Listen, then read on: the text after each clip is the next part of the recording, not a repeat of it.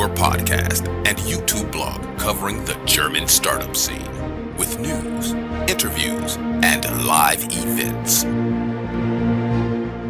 Hello and welcome everybody. This is Joe from Startuprad.io, your startup podcast and YouTube blog from Germany, bringing you yet another interview today. Today I do have Giuseppe here with me. Hey, how you doing? Hi, Jan. Nice to meet you. Thank you for having me here. It's totally my pleasure. A little disclaimer here. Today we do the first interview on my new computer. I was building Startuprad.io on a laptop that was first produced in 2015, and now I upgraded it seriously to a computer together with a friend who actually called the computer only the Beast. So let's see how this is performing and if everything works. I actually have not all the cables yet, so that means I'm working only on one monitor, but I'm sure I keep my fingers crossed so that everything goes well. Yeah, in Germany, thumbs pressed, but we do both that and everything will be totally fine. Today's episode is sponsored by Startupraven.com, the fastest and most efficient way to find new investors, startups to connect, and cooperation partners. Giuseppe, you are an Italian living in Munich. Funny note here, I've heard a lot of people from Munich referring to it as the most northern city of Italy. Yeah, exactly. So Munich is seen as the most northern city of Italy. It's because of the climate, because of the... No, it's really nice to be here. It's very close to Italy, as you know. And the atmosphere, the way of living is quite similar. And except the food. So the food we had to import. So you're not a fan of Weisswurst for breakfast? Not really. Maybe once a year I have Weisswurst, but then I go back to my Italian dishes, gnocchi and tagliatelle. And, we have good food. We have a big variety there. I have to admit that they both have a certain place in my life, but actually don't tell anybody, but I prefer Weisswurst for dinner. Okay, don't tell anybody. This would be a crime in Bavaria, so don't do that. Exactly. Giuseppe, you are today here because we will talk about a serious topic, diagnosing tumors, speeding up this diagnostics. You are from a company called Vivascope. Can you tell us a little bit about this company and the history? Because when we talked before, you told me about a very, very interesting setup here. So you're not necessarily a startup anymore. You do your R&D in Rochester, upstate New York. You're headquartered in Munich, and you have production facilities in Europe and the US. So can you walk us a little bit through all that stuff? Yeah, so the whole story, I mean, I'm now 19 years with the company, quite a long of time, but it started even before, and it started with the in vivo application. So today we will hear a lot about in vivo diagnostic and ex vivo diagnostic. In vivo diagnostic was the first area of application. And it's quite interesting how it started. They developed a product which was supposed to check the effect of hair removal, which is a pure aesthetic application. And they wanted to see how good the quality is when you remove hair, how good the quad cutter is. And then they realized, wow, we can see much more in the skin. We can see cells. We can see different layers in the skin. What can we do with this information? And then they started to investigate, and by now we can use this in vivo technology, which had its origin in aesthetic, to diagnose very accurate skin diseases in vivo before cutting out anything. Okay, this is how it started. The other technology we are offering is ex vivo. This is I have to remove tissue, and here I want to have a very fast diagnosis. This is a bit the history here. We may get into the background because we're talking today about diagnosing cancer, especially skin cancer.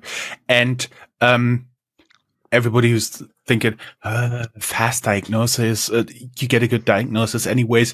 But actually, guys, listen, when you get tissue removed, you want to have the results as fast as possible to know if it's in cancer or not.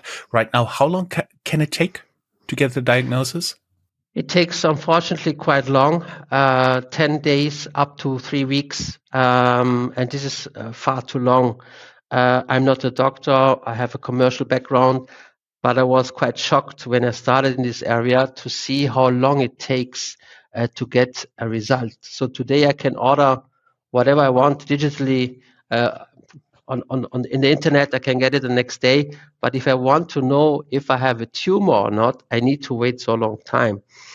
And then I started to try to understand why is this? What's the reason for that? On the other side, when we talk about skin cancer, so we're going to talk today about in vivo application, means skin and all diseases around skin, and the ex vivo application with the other device, it's all type of tumors, from prostate cancer to breast cancer, lung cancer, and so on. In the area of skin, there is an over excision rate. Let's say there is a lot of biopsies done which are not necessary. So over 60% of this removal are done because there is a suspect. But skin, I can look with my eyes, I can use a lens, but I always stay at the surface. I see the top of the iceberg. I don't know what's below, what's happening. How big is the iceberg? Gonna crash or not? So it's the same for skin cancer. We have the difficulties to understand, or the dermatologists have the difficulty to understand what's happening below. Before risking to get a melanoma, they just remove it. But then, after 2 weeks, you get the result was nothing, was a benign lesion. So in the in vivo area, we want to avoid that too much biopsies are taken and benign lesions are sent to the laboratory. Yeah, this is the aim for the in vivo. Ex vivo, we want to know immediately what is there. In the best case, this is our target, which we're managing, when the patient is there in the hospital. Yeah, that's very important. You're talking about unnecessary biopsies. We may tell our audience a doctor is not really able to tell from just looking at it if it's cancerous or not. So that means that needs to be some tissue removed, sent into a certain laboratory, and then really thoroughly cut under a microscope, and they have specialists to look at it. And I do believe that's the process when you guys come in, right? Yeah, exactly. So every tumor in the world needs to be judged by this doctor called pathologist. Yeah? The pathologist is the only one which can tell if a tumor is there, independent if it's skin or the other types of tumors. The process, the base of his judgment is an image. And the image is now achieved by a process called histology. Unfortunately, this process called histology to get the image is today in 2024 an analog procedure. So tissue is removed.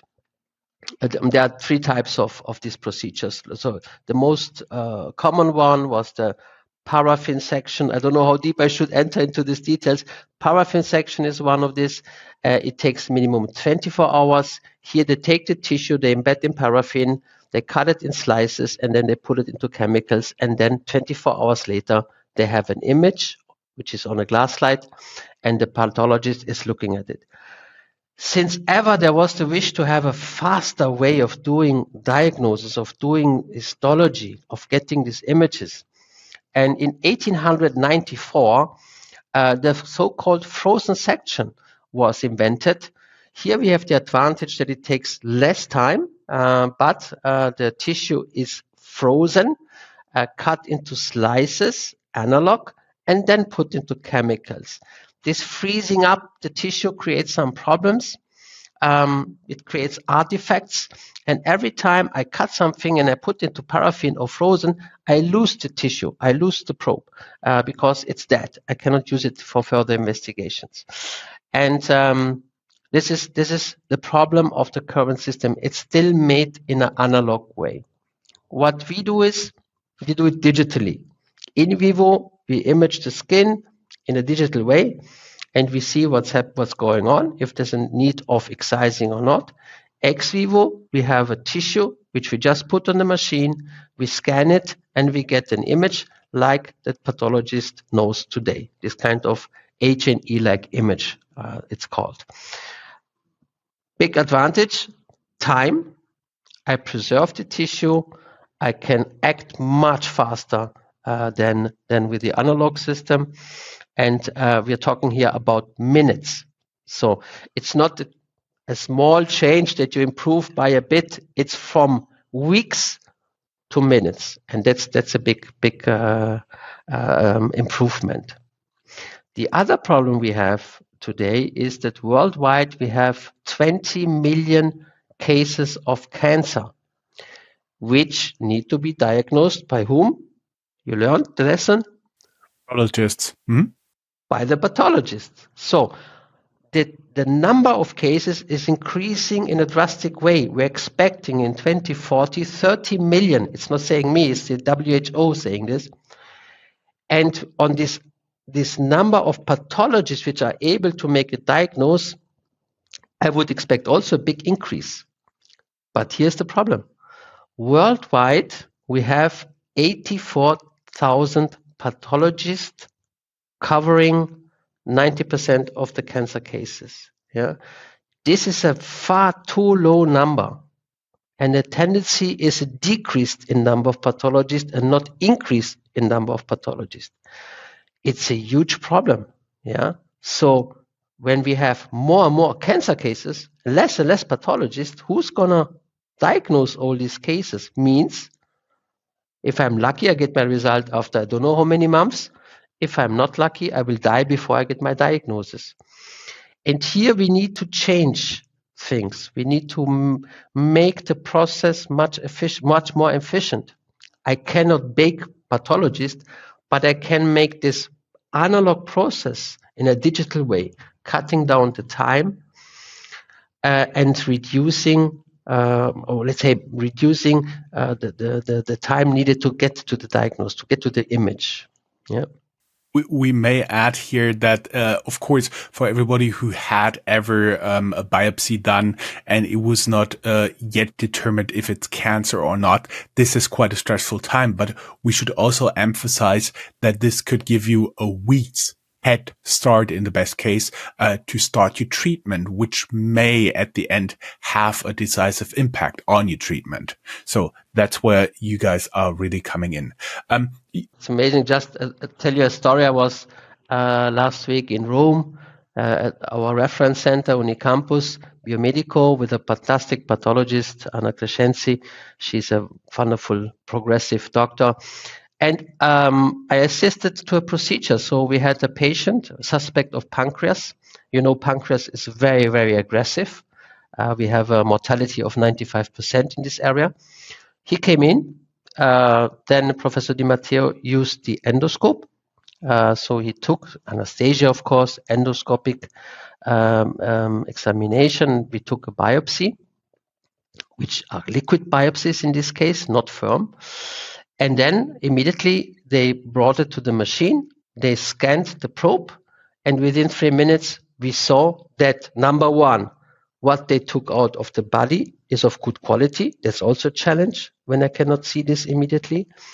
And number two, we saw that it's an aggressive tumor. Yeah. So very bad for the patient. Normally now, this probe would have gone to the laboratory. After 2 weeks, he would get his result. And then there's another process called molecular analysis in order to know what kind of treatment you need. It would have taken 4 weeks until he can start the treatment. On this day, I was quite flashed because I saw there's an aggressive tumor. She then took the probe and scraped a bit of the cells into another container and put it in another device. And the molecular analysis was done within 3 hours. So within 1 day, this patient got his analysis, aggressive type of pancreas tumor, and he got also the therapy he needs, the information that is needed to start the therapy. This is a revolution. This is a change of paradigm. It's like when they invented the plane or the car. Yeah? It's changing completely the workflow, cutting down the time from weeks, in this case 4 weeks, to 1 day. And for me, this is emotional. Yeah, this is very, because everybody which has a case in the family can understand what the problem is. Yeah, many people out there don't even know about this time needed to get the diagnosis. They trust the system. The system is relying on an analog system. But I don't want to wait 10 days. Do you want to wait 10 days if you have a suspect of pancreas or lung biopsy? No, I wouldn't want to wait that long. It is incredible that we don't know, and we realize once we are affected, or once our beloved are affected, or friends are affected, we realize, wow. And there is an urgency because the situation is not getting better; it's getting worse. So it's not saying us. The prediction of cancer is increasing in a drastic way, and the guys which can tell you there's a cancer are decreasing. There are 40% over 55. They're on the way of retirement. Yeah, the workload is increasingly high of the remaining people, and especially in Germany. I just read yesterday, it's one pathologist per 48,000 inhabitants. Means the worst value in Europe. In Germany, I would expect not Germany. Yeah. So there's even worse situation in this country. But it's in general, we have some differences in the distribution. But in general, worldwide, we have a big problem. I see. And when you've been talking about this biopsy, by the way, liquid biopsy is just that you don't extract tissue but liquids, simple as it gets. So today there's the tendency, which is good, to be less and less invasive. So in the former times, they took big chunks out of your body. They had a big probe, yeah, big tissue in order to make the process. Today, when I have suspect of lung cancer or pancreas or thyroid, they try to go with a nice needle and take some sample, very little sample. Yeah. So imagine this system, this analog system, which was built based on big chunks, has to handle these small little samples, and this is quite impossible. There's there's no way to do a fast diagnosis with this analog technology. It takes time. It needs to go to the laboratory. The patient goes home. So there's a process. After 2 weeks, they find out, this biopsy was not good. Please come back, which is the worst case. We have to do it again. Or after 10 days, we did the process, and you have, unfortunately, tumor. We need to treat you. Yeah. So for us, as we use it like a scanner, it's very easy, to have liquid biopsies or small fragments of biopsies. So we see that in the market, or let's say in this area, there's an increasing number of small and liquid biopsies, which is good for us.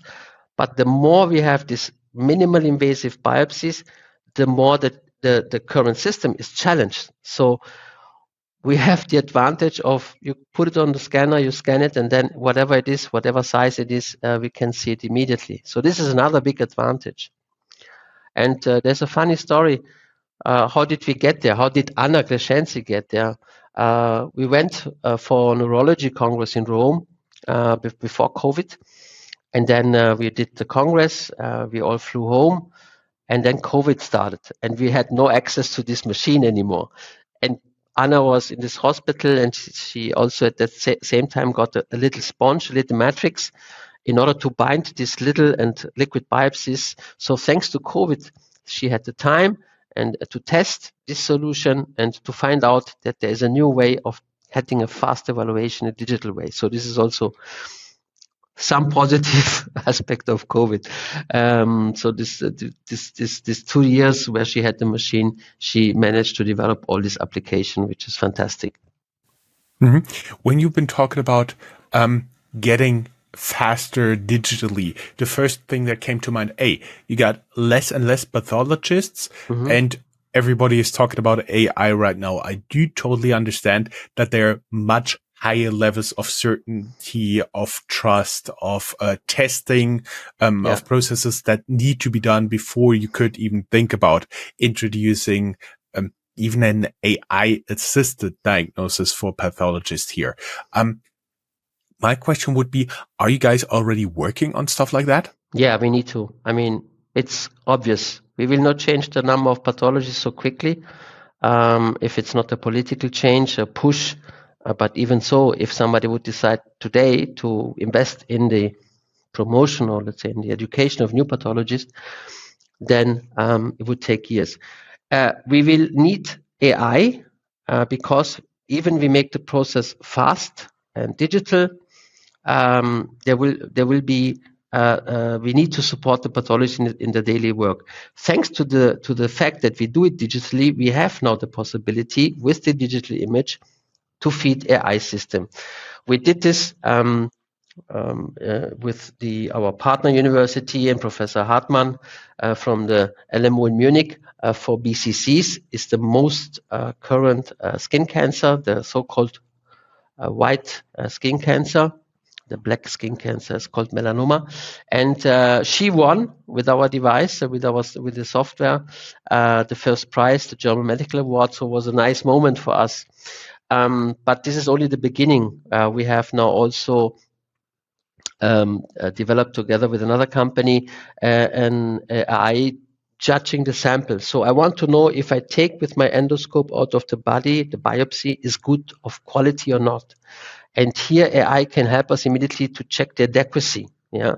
The next step would be to check adequacy and to make a kind of preliminary diagnosis to support the pathologist, or to indicate where the area are. Yeah, you could see very nicely where are the cells which are important. Are they there? Are there enough? So when we talk about biopsy, it's important to have a good, adequate probe, means enough cells that I can use to do all the consecutive examination. The first one is histology, to understand I have tumor, I have not tumor, is it aggressive or not? The second one, which they adopt, is the immunohistochemistry to better understand the typology of the tumor. And the third one is the molecular analysis to know which therapy is fitting to you or to me, Giuseppe, or to my sister. So we are all different. So we need individual so-called medicine. We need to have individual treatment. Yeah, not everybody can have the same treatment. It's impossible. It's not efficient. It can be good. The most efficient treatments the doctors are talking about, you have a certain molecular composition of tumor, and then they have treatments, they call it a key, it fits in the lock, and then they can really efficiently treat it. That's what you're talking about, individual medicine, right? Yeah. So we need for every individual, I'm receptive to type A, you're receptive to type B, because of the DNA, and then you need the drug made for type A or made for type B. So what Anna told me was very interesting is today, when you do the normal way, you have a suspect of lung cancer, for example, you go make the investigation, the imaging, then they take the biopsy, goes to the laboratory, and they see it's an aggressive tumor. They have to do a molecular analysis, and it takes 4 weeks, 4 to 5 weeks. So what do they do with the patient in between? They cannot wait 5 weeks doing nothing. They start a general treatment, which has a cost for the system. Imagine 1 month of treatment for lung cancer is 60,000 euros in cost. So they just start a general treatment to do something in the hope it's good until the specific result comes where they can use the right drug. The problem is that you cannot stop after 4 weeks the general treatment. You need to finish the cycle, she explained to me. You have to finish until this is then ready, and you can then start, in some cases, after 6 weeks, the specific treatment, which is crazy. I mean, we lose time. We spend resources on a drug which doesn't make sense, and then we put in danger the life of the patient. She said some patients cannot wait all this time and they just die. It sounds terrible. Yeah, I say this, but if you think about your relatives, to say he died because it took too long to get the diagnosis, how crazy is that? This is really something very serious. Yeah? Independent that we are working in this field, but it's just crazy to say he died without knowing what he had, or he died because it took too long to get the diagnosis. So there's an urgent need because of many reasons to improve the system, to digitalize the system, to have digital images which can be seen remotely and not on site. There are some countries where the pathologist is driving by car. By car is driving to a clinic to assist during a surgery process. How crazy! Why? It's I don't have to say it's nonsense. Yeah. So it's a waste of resources which we don't have. Mm-hmm. You guys are really making effort to shorten the diagnosis and establish even a better diagnosis with helping with remote. So my understanding is in the future, there will be options for remote. In the future, there will be options for AI. Are you also looking for, before we get into a little bit into the future, where are you guys currently available? Because as we already said, you have the headquarters in Munich, you have R&D in upstate New York at the Great Lakes. Have you been there? Did you wear warm socks?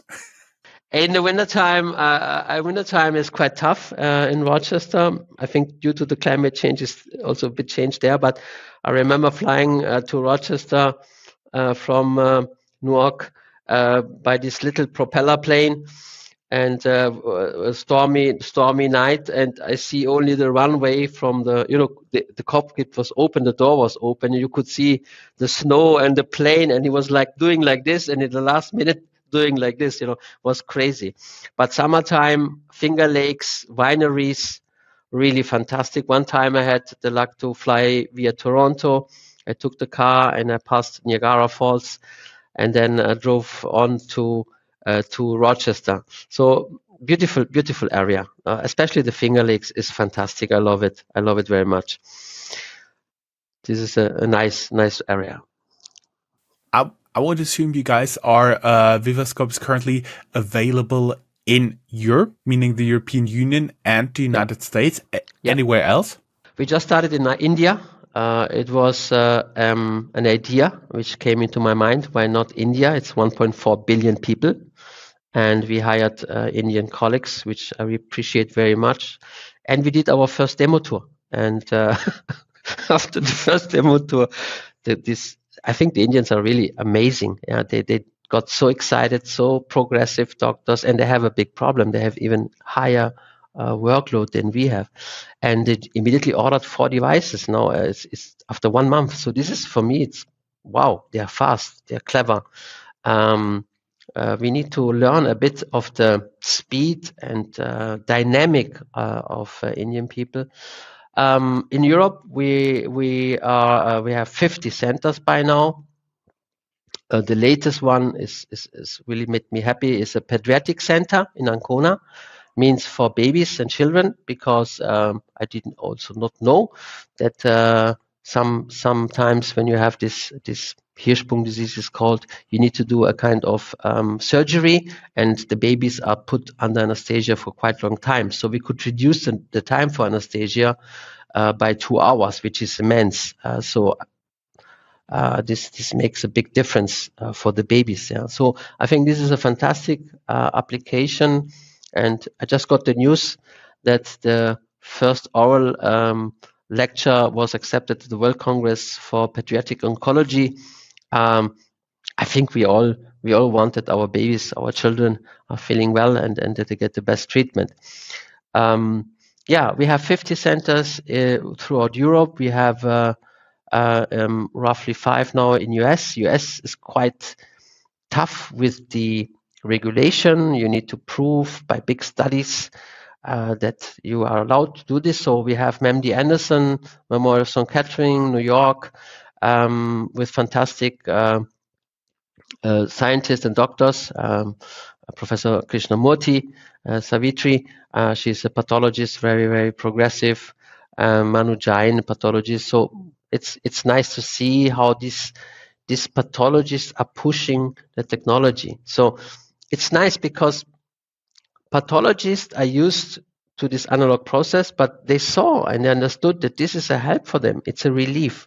They can sit at big monitors, they can judge the sample from the office or from home, and it's not a threat. We're just changing the way of doing histology. We do it digital.